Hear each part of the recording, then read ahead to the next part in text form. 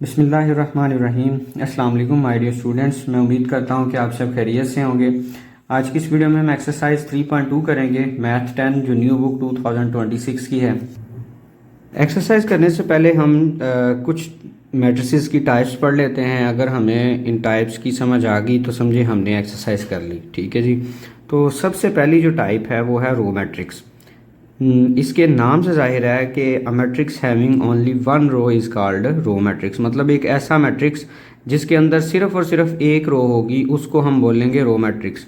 Suppose करें, ये देखें एग्जांपल के तौर पे उसने बताया हुआ ए और 0 1 4, ये आपके पास एक रो में लिखा हुआ है तो ये रो मैट्रिक्स है। इसमें भी देखें एक रो है, इसमें भी एक रो है। आर्डर इसका कुछ भी हो सकता है लेकिन शर्त यह है कि रो एक होनी चाहिए, तो ये रो मैट्रिक्स होता है। सेकंड नंबर पे देखें तो कॉलम मैट्रिक्स। डेफिनेशन नाम से जाहिर है क्या matrix having only one column. ऐसा मैट्रिक्स जिसमें सिर्फ एक कॉलम होगा उसको बोलेंगे कॉलम मैट्रिक्स। तो आप देख सकते हैं जी, ए मैट्रिक्स हमें गिवन है जिसमें देखें एक ही कॉलम है, बी मैट्रिक्स में भी एक ही कॉलम है, सी मैट्रिक्स है इसमें भी एक कॉलम है। तो ये कॉलम मैट्रिसेस की एग्जांपल दी हुई है और इनके आर्डर भी बताए हुए हैं कि इसका है 3/1, इसका है 2/1, इसका है 1/1, लेकिन शर्त यह है कि कॉलम एक है। अब तीसरे नंबर पे है ज़ीरो मैट्रिक्स और नल मैट्रिक्स। ज़ीरो और नल जो है ये भी नाम से जाहिर है कि ऐसा मैट्रिक्स होगा जिसकी तमाम एंट्रीज जो हैं सारी के सारे जितने भी एलिमेंट है वो ज़ीरो होंगे। If all the entries in a matrix are zero it is called zero matrix और नल मैट्रिक्स। तो इसको रिप्रेजेंट करते हैं, ये MCQs पॉइंट ऑफ व्यू से याद रखिएगा कि नल मैट्रिक्स को जो है ना वो ओ से रिप्रेजेंट किया जाता है। तो इसमें देखें एग्जाम्पल जो है ना लिखी हुई है, ये एक सिंगल एंट्री लिखी हुई है, ये भी ज़ीरो है। इसमें 4 एंट्रीज लिखी हुई हैं वो भी सारी ज़ीरो हैं। इसमें 6 लिखी हुई हैं सारी ज़ीरो हैं। तो इस तरह के मैट्रिक्स को हम बोलेंगे ज़ीरो मैट्रिक्स। नंबर 4 पे देखें स्क्वायर मैट्रिक्स है। जैसा कि आप जानते हैं कि स्क्वायर एक ऐसी शेप होती है जिसकी सारी साइड्स जो है ना वो इक्वल होती हैं। मतलब ये वाली लेंथ, ये वाली लेंथ, ये वाली लेंथ और ये वाली लेंथ जो है ना इक्वल होती है। इसी तरह से एक ऐसा मैट्रिक्स जिसमें आपको पता है कि मैट्रिक्स में ये जो इस तरह से हॉरिजॉन्टल फॉर्म में लिखी होती हैं एंट्रीज, इनको रोज़ बोलते हैं। जो वर्टिकल फॉर्म में लिखी होती हैं इनको हम कॉलम्स बोलते हैं। तो अगर रोज़ और कॉलम्स जो है ना वो इक्वल हों, जितने मर्जी हों लेकिन इक्वल हों, तो उस मैट्रिक्स को बोलेंगे square matrix. A matrix in which number of rows is equal to the number of columns. मतलब रोज़ और कॉलम जिस मैट्रिक्स के इक्वल हुए तो ये वो मैट्रिक्स जो है ना वो स्क्वायर मैट्रिक्स होगा। तो मैट्रिक्स ऑफ दी ऑर्डर है n/n। n से मुराद जितने ही रो हैं उतने ही कॉलम होने चाहिए, ये दोनों वैल्यू सेम होनी चाहिए। Is often refer to a square matrix of order n। For example a matrix हमारे पास है ABCD, ये जितनी भी एंट्रीज लिखी हुई हैं इसमें देखें ये 3 रोज़ हैं और 3 जो है ना ये कॉलम्स हैं। तो ये एक स्क्वायर मैट्रिक्स है जिसका ऑर्डर 3 है। ऑर्डर 3 का होने का मतलब ये है कि रोज़ भी 3 हैं और कॉलम्स भी 3 हैं। इसी तरह से उसने अनदर एग्जांपल लिखी हुई है, इसमें भी देख सकते हैं आपके 3 रोज़ हैं और 3 कॉलम्स हैं और इसको हम बोलेंगे स्क्वायर मैट्रिक्स। इसमें एक ख़ास पॉइंट आपने याद रखना है, स्क्वायर मैट्रिक्स में ये जो एंट्रीज आपको नज़र आ रही हैं A11, A22, A33, इसका मतलब ये होता है कि ये first row first column position पे लिखा हुआ है, इसका मतलब है second row second column position पे लिखा हुआ है और ये थर्ड रो थर्ड कॉलम पे ये लिखा हुआ है। तो इसको A11, A22, A33 नहीं आपने पढ़ना, ये असल में इस जगह की लोकेशन को रिप्रेजेंट कर रहा है। जैसा कि ये 1 2 लिखा हुआ है, इसका मतलब ये देखें फर्स्ट रो है और ये सेकंड कॉलम पे लिखा हुआ है। तो ये जो एंट्रीज़ मैंने मार्क की हैं इनको हम बोलते हैं प्रिंसिपल डायगोनल्स, या इनको मेन डायगोनल्स भी बोला जाता है, या तीसरा नाम इनका लीडिंग डायगोनल भी होता है। ये MCQs पॉइंट ऑफ व्यू से भी पूछा जा सकता है। और दूसरे नंबर पे इसका जो मकसद बताने का है वो आगे वाली डेफिनेशन को समझाना है उसका। अब हम नेक्स्ट देखते हैं। नेक्स्ट हमारे पास है रेक्टेंगुलर मैट्रिक्स जो है।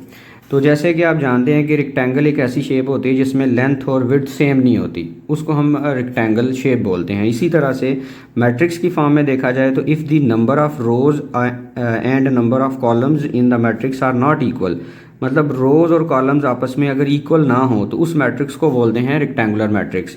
इसमें देखें एक रो है और 2 कॉलम हैं, इसलिए ये रेक्टेंगुलर मैट्रिक्स होगा। इसमें देख सकते हैं आप 2 रोज़ हैं और 1 कॉलम है। इसमें आप देख सकते हैं 2 रोज़ हैं और 3 कॉलम्स हैं, इसलिए इसको हम बोलेंगे रेक्टेंगुलर मैट्रिसेस। अब बड़ी इंपॉर्टेंट बात शुरू होने लगी है, डायगोनल मैट्रिक्स। डायगोनल मैट्रिक्स जो है ना सबसे पहले स्क्वायर मैट्रिक्स होना चाहिए। तो स्क्वायर मैट्रिक्स में जो डायगोनल एंट्रीज होंगी, जैसा कि आप देखें, सबसे पहले एग्जांपल को देखें, डेफिनेशन समझ आ जाएगी। ये है प्रिंसिपल डायगोनल। इन डायगोनल एंट्रीज में से कम अगर एक वैल्यू नॉन ज़ीरो हुई तो फिर इसको बोलेंगे डायगोनल मैट्रिक्स। और दूसरी शर्त ये होती है कि डायगोनल के ऊपर वाली वैल्यूज़ और डायगोनल की नीचे वाली वैल्यूज़, जैसा कि आपको नज़र आ रही है, ये 0 0 और ये जो 1 1 है, ये डायगोनल के ऊपर वैल्यू है। ये ऊपर वाली वैल्यू भी 0 होनी चाहिए और नीचे वाली वैल्यू भी 0 होनी चाहिए। और डायगोनल जो वैल्यू है वो उनमें से कम एक नॉन ज़ीरो हो, तो उस मैट्रिक्स को बोलते हैं डायगोनल मैट्रिक्स। तो डेफिनेशन अब देखते हैं इसकी। अ square matrix is called diagonal matrix if at least any one of the elements of its main diagonal, ये जो मेन डायगोनल है 2 3 4 is non zero and non diagonal entries या एलिमेंट्स आर ज़ीरो। तो शर्त ये होती है कि डायगोनल एंट्रीज में से कम एक नॉन ज़ीरो हो, लेकिन डायगोनल के अलावा वाली सारी वैल्यूज़ जो है ना वो ज़ीरो होनी चाहिए। बी मैट्रिक्स को भी देखें तो ये डायगोनल एंट्रीज हैं, ये नॉन ज़ीरो हैं, और नॉन डायगोनल एंट्रीज जो है ना वो ज़ीरो हैं, ये डायगोनल मैट्रिक्स कहलाएंगे। और जिनका आर्डर आप देख सकते हैं, ये 3 बाय 3 है और ये 2 बाय 2 है। तो मेन इंपॉर्टेंट बात याद रखनी है कि डायगोनल मैट्रिक्स असल में स्क्वायर की एक स्पेशल टाइप है। तो स्क्वायर मैट्रिक्स होना ज़रूरी होता है डायगोनल मैट्रिक्स के लिए। अब डायगोनल की फर्दर 2 टाइप्स होती हैं, एक होती है जी स्केलर मैट्रिक्स और दूसरी होती है आइडेंटिटी मैट्रिक्स। स्केलर में क्या होता है जी, जो डायगोनल एंट्रीज हैं, जैसा कि आप एग्जांपल में देख सकते हैं, डायगोनल एंट्रीज जो है ना वो सेम होती हैं, जैसे कि 2 2 2 लिखा हो, ठीक है, 5 5 5 लिखा हो, बस 2 वैल्यूज़ नहीं होनी चाहिए स्केलर के लिए, ना ये 1 1 होनी चाहिए और ना 0 0 होनी चाहिए। अगर देखें 1 1 हो जाएंगी तो वो नीचे वाली टाइप डिस्कस हो जाएगी, और अगर 0 0 हो जाएंगी तो फिर ये नल मैट्रिक्स में चला जाएगा। लिहाजा 2 बातें नहीं होनी चाहिए, 0 और 1 नहीं होने चाहिए, फिर हम उसको स्केलर बोलेंगे, और सेम होनी चाहिए। A diagonal matrix is called scalar matrix if all the entries in the main diagonal are same and non zero. एक तो सेम होनी चाहिए और दूसरी नॉन ज़ीरो होनी चाहिए। अब अगर देखें आप एग्जांपल को, जो कि मैं पहले डिस्कस कर चुका हूँ, यहाँ पे भी 2 है, यहाँ पे भी 2 है, यहाँ पे भी 2 हैं सेम, और जो डायगोनल के बिलो हैं और अबव हैं ये भी सारी की सारी 0 हैं। इसी तरह से बी को देखें तो यहाँ पे आपके पास 5 5 आ रहा है और ऊपर 0 है, नीचे भी 0 है, वैल्यू सेम है, लिहाजा ये आपके पास स्केलर कहलाएगा।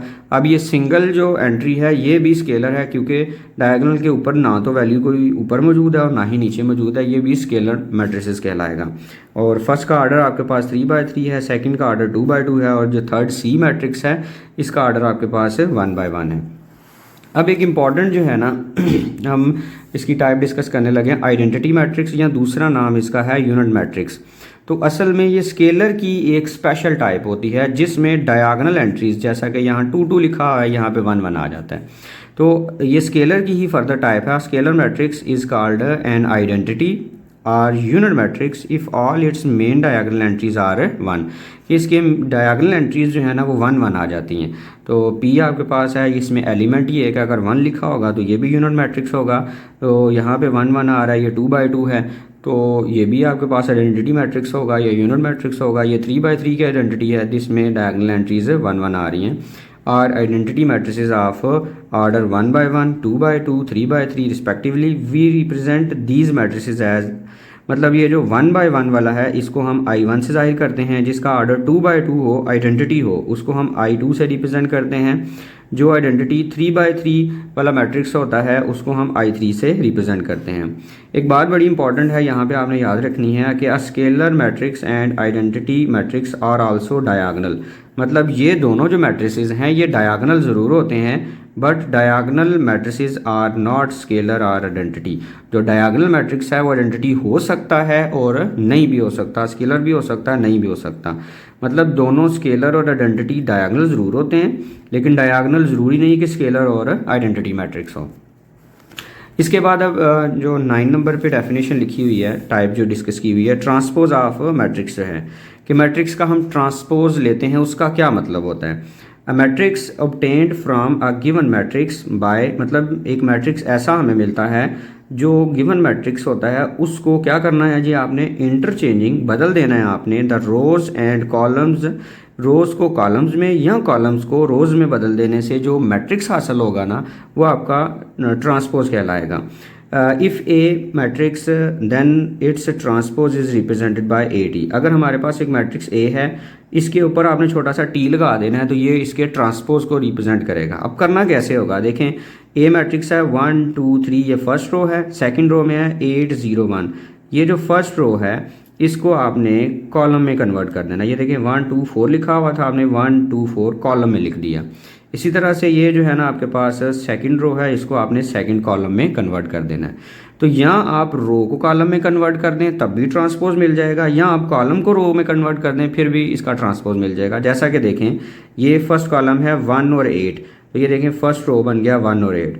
सेकंड कॉलम है 2 0, तो ये सेकंड रो बना दिया 2 0। और 4 और 5 ये थर्ड कॉलम है, तो ये थर्ड रो बन जाएगी।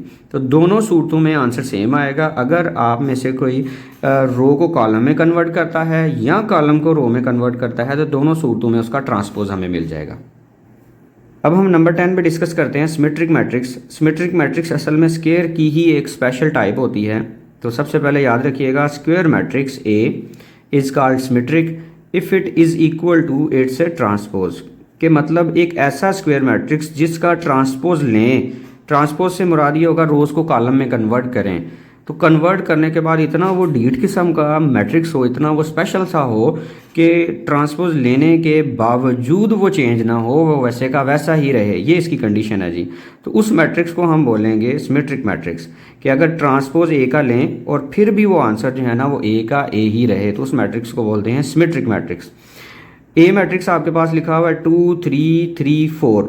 अब देखें इसका अगर हम ट्रांसपोज लेते हैं, ये है फर्स्ट रो, इसको हमने लिख दिया फर्स्ट कॉलम में, और ये है आपके पास सेकंड रो, इसको आपने लिख दिया सेकंड कॉलम में।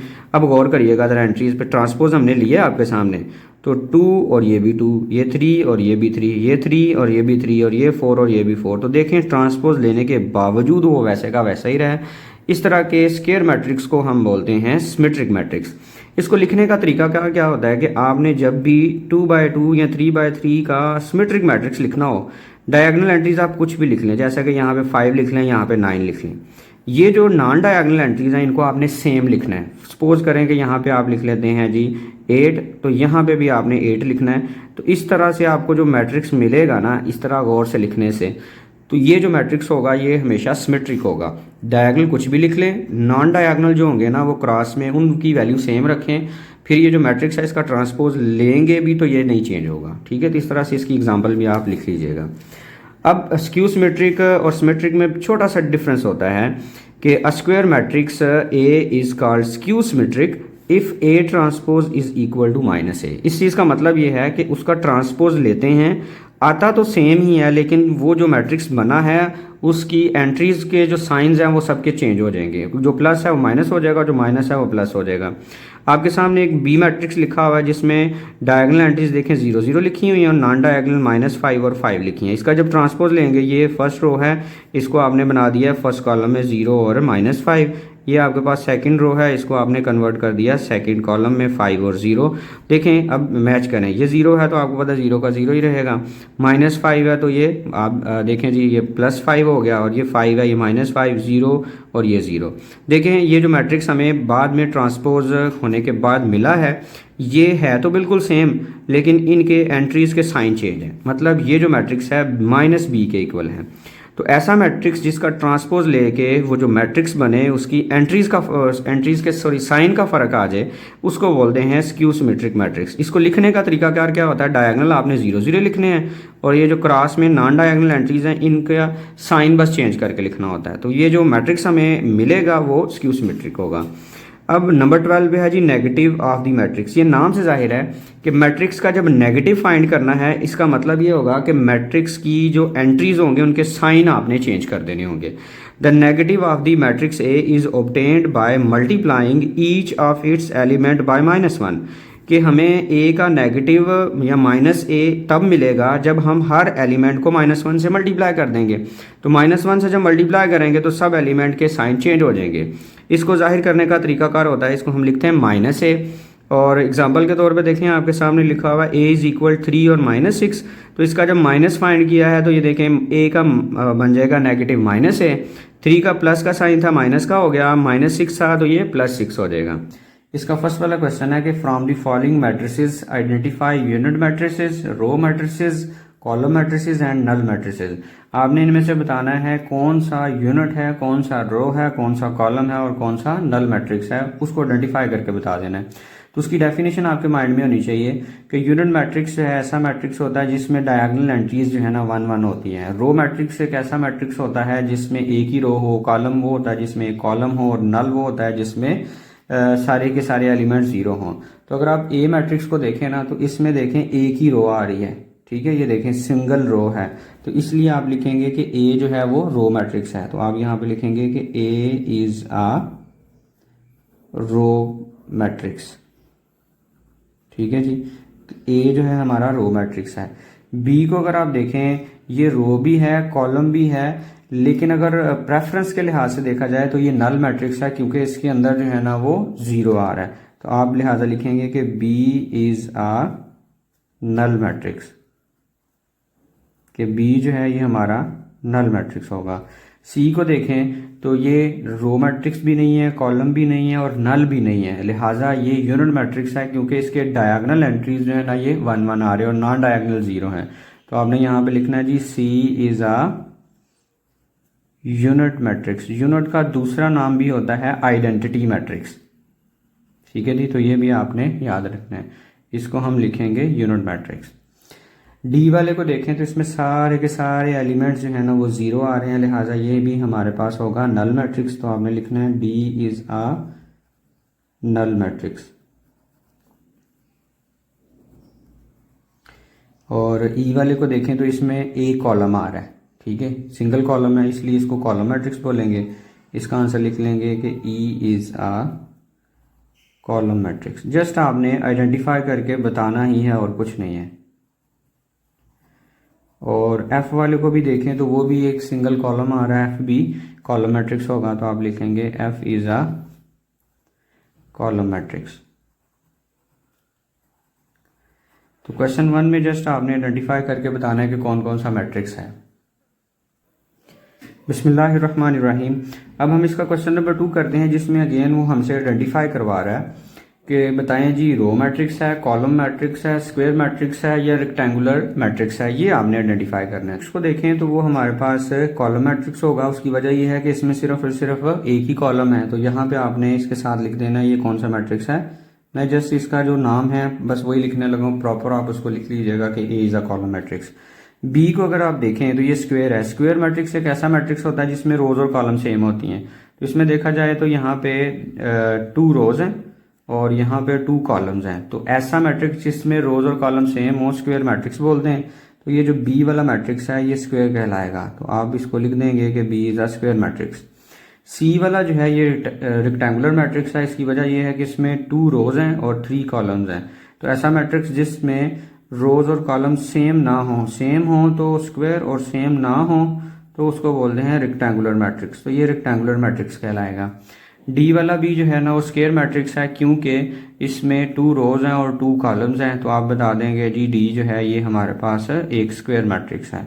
ई वाले को देखें तो इसमें 3 रोज हैं और 2 कॉलम्स हैं, तो ये भी रेक्टेंगुलर मैट्रिक्स होगा।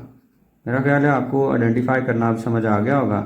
ये बहुत ही आसान काम है, जस्ट आपको इसकी डेफिनेशन माइंड में होनी चाहिए। अगर डेफिनेशन ज़हन में है तो ये करना मुश्किल ही नहीं है।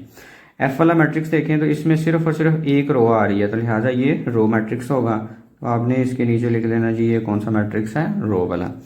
जी को देखें तो इसमें 3 रोज हैं और 3 जो है ना ये कॉलम्स हैं, तो ये भी स्क्वायर मैट्रिक्स कहलाएगा। तो जी भी एक स्क्वायर मैट्रिक्स होगा। तो आप नीचे इसके प्रॉपर लिख दीजिएगा कि जी इज अ स्क्वायर मैट्रिक्स। ये मैं जस्ट हिंट लिख रहा हूँ। एच को देखें तो ये भी रेक्टेंगुलर है क्योंकि इसमें 3 रोज हैं और 2 कॉलम्स हैं। तो यहाँ पे भी इसका आंसर बन गया आपके पास रेक्टेंगुलर मैट्रिक्स। अब हम क्वेश्चन नंबर 3 को देखते हैं जिसमें हमने आइडेंटिफाई करना है डायगोनल मैट्रिक्स, स्केलर और यूनिट मैट्रिक्स। तो डायगोनल मैट्रिक्स में जो ये आप कह सकते हैं कि डायगोनल एंट्री सेम नहीं होती, ठीक है, थोड़ी डिफरेंट होती हैं लेकिन ज़ीरो नहीं होनी चाहिए। इसके अलावा 0 होनी चाहिए। स्केलर में सेम हो लेकिन 1 1 ना हो, और यूनिट में ख़ास बात होती है कि होनी ही 1 चाहिए। तो ये जो हमारे पास ए मैट्रिक्स है इसमें डायगोनल एंट्री जो है ना ये 1 1 आ रही है, लिहाजा इसको हम बोलेंगे ये यूनिट मैट्रिक्स है। तो आप यहाँ पे लिख देंगे कि A is a unit matrix. और एक बात का ख्याल रखिएगा कि समटाइम आप ये वर्ड मैट्रिसेस ऊपर से देख के यहाँ पे मैट्रिसेस मैट्रिसेस लिखते जाते हैं, हालांकि हम सिंगल की बात कर रहे हैं लिहाजा मैट्रिक्स आएगा। मैट्रिसेस प्लूरल है मैट्रिक्स का, ज़्यादा के लिए हम मैट्रिसेस यूज़ करते हैं। बी जो है उसमें देखें डायगोनल एंट्रीज सेम हैं लेकिन 1 1 नहीं है, लिहाजा उस केस में इसको बोलेंगे स्केलर मैट्रिक्स। तो आप लिखेंगे B is a scalar matrix. और अगर हम देखते हैं जी सी वाले मैट्रिक्स को, तो सी में ये डायगोनल एंट्रीज जो है ना वो सेम भी नहीं है 1 1 भी नहीं है, लिहाजा ये सिर्फ डायगोनल होगा और इसमें एटलीस्ट 1 नॉन ज़ीरो होना चाहिए, तो एक नॉन ज़ीरो भी है, सिर्फ ये डायगोनल कहलाएगा। तो आप लिख लेंगे कि मैट्रिक्स सी जो है इज़ आ डायगोनल मैट्रिक्स। ठीक है जी, तो आपने इस तरह से अपनी कॉपी पे राइट कर लेना है इसको। अब हम डी वाले को देखें तो इसमें भी ये 7 आ रहा है और ये हमारे पास 6 आ रहा है, तो ये दोनों 1 1 भी नहीं है और सेम भी नहीं है, लिहाजा ये भी सिंपल जो है ना ये डायगोनल मैट्रिक्स होगा। तो आप इसका आंसर लिखेंगे कि D is a diagonal matrix.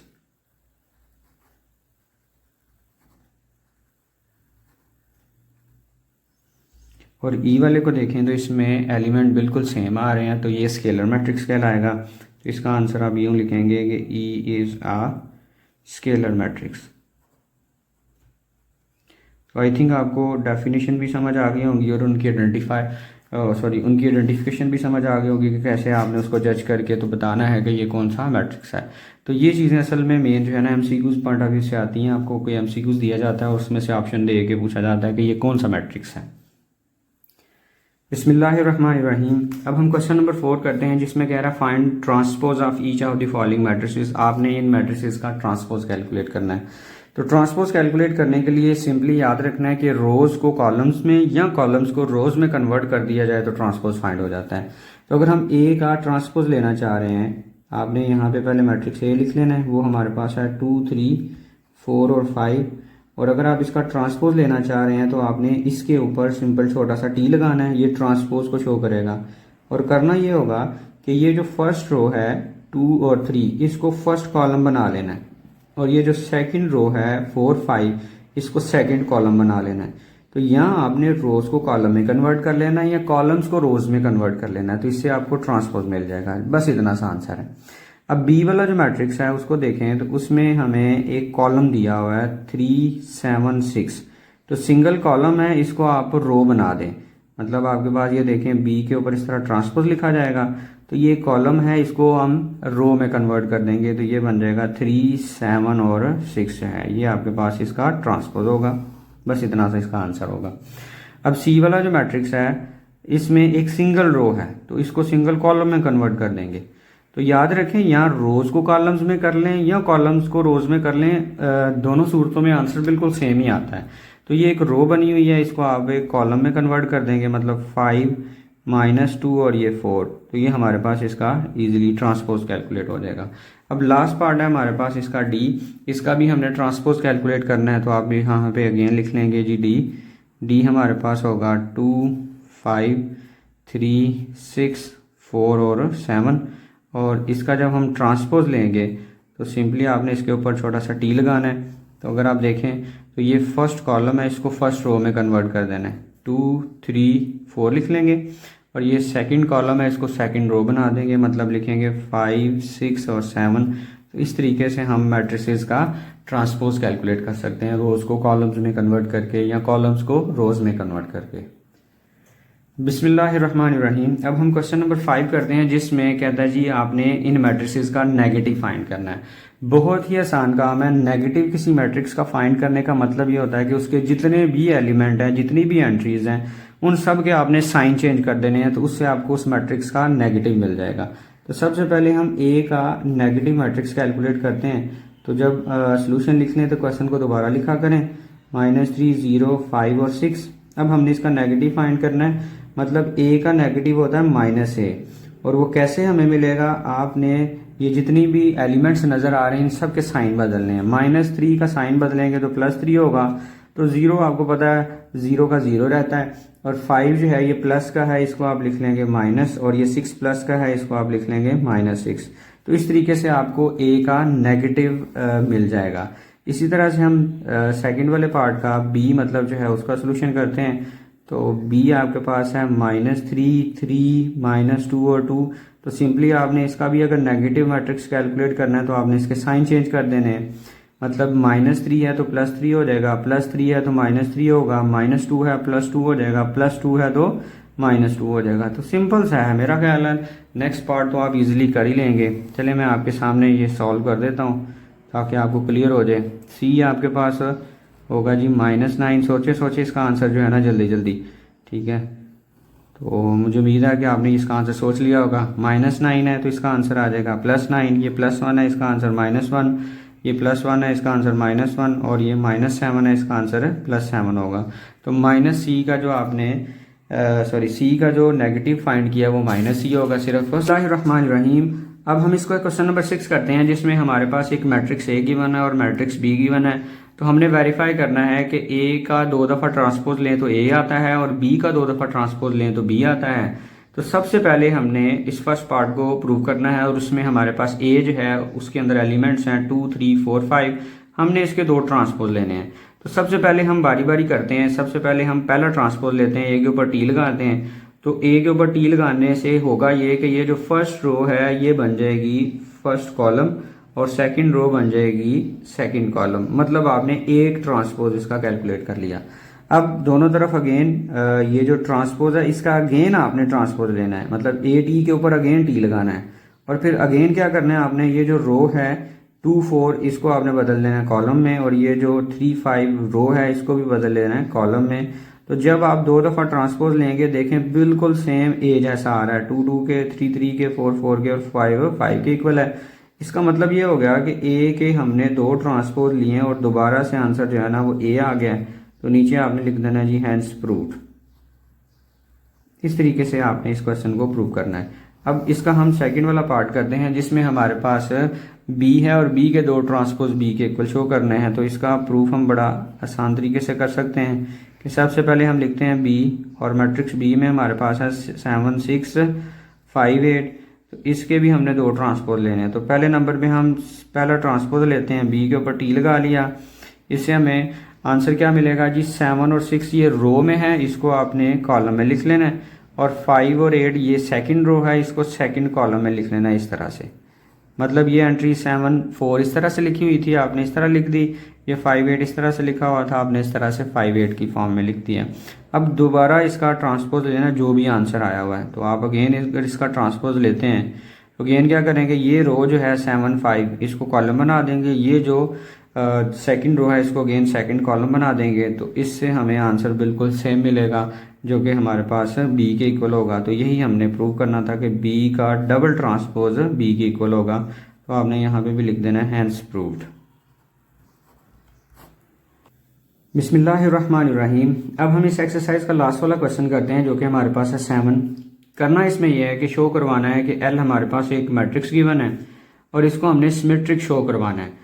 तो अगर L को सिमेट्रिक शो करवाना है तो हमें ये शो करवाना पड़ेगा कि अगर हम L का ट्रांसपोज लें तो वो अगेन L ही आता है। ये सिमेट्रिक की डेफिनेशन होती है।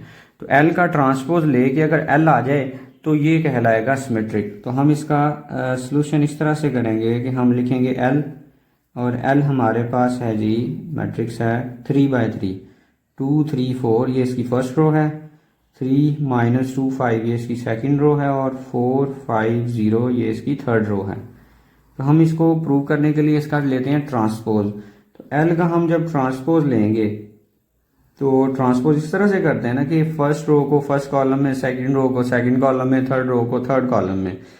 तो 2, 3, 4 को हम बना देंगे फर्स्ट कॉलम, 3, -2 और 5 को लिख लेंगे सेकंड कॉलम की फॉर्म में, और 4, 5, 0 को आप लिख लेंगे थर्ड कॉलम की फॉर्म में।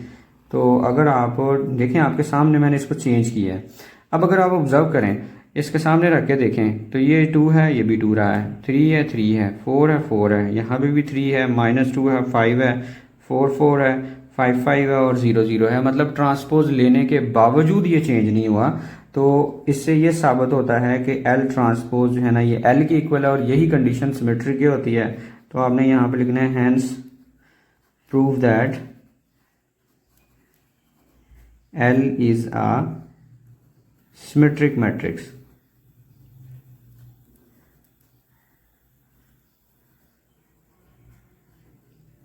ये थी जी हमारी एक्सरसाइज 3.2। मैं उम्मीद करता हूँ कि आपको ये समझ आ गई होगी। दुआओं में मुझे याद रखिएगा। अल्लाह हाफिज़।